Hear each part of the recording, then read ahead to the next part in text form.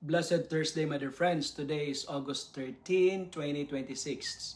In today's Gospel from the account of the Gospel of Matthew chapter 8 and verses 21 to 19 and 12, Jesus reminds me that Christian love is not measured by how many times I am willing to forgive, but by how deeply I have allowed God's mercy to change my heart.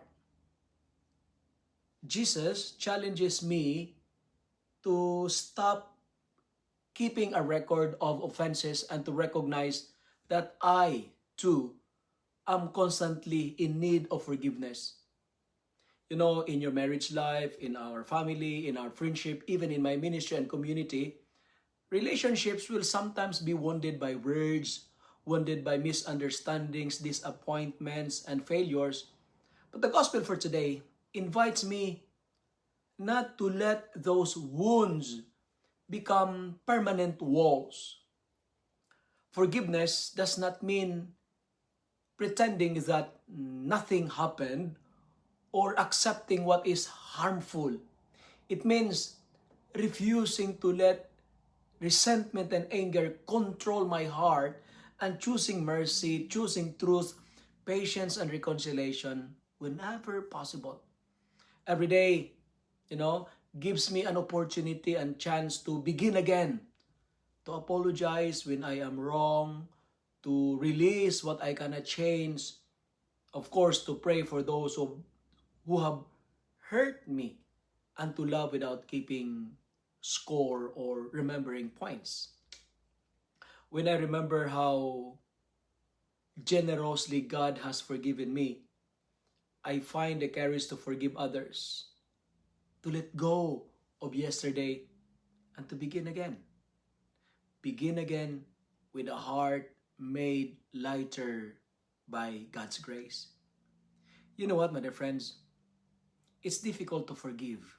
But personally, I choose to forgive not because the hurt was small or tiny, but because my peace, my heart, and my relationship with God are more precious and important than my resentment and anger. Forgiveness sets me free from yesterday and gives me the grace to begin again. Personally, I forgive. When I forgive, I am not losing. I am releasing myself from the chains of anger and resentment and giving God the freedom to heal me. Let me end my reflection by saying, and you always heard this one every time I speak about or share about the topic about forgiveness. And this is where I'm going to end my reflection. Not to forgive is just like drinking a poison and expecting others to die.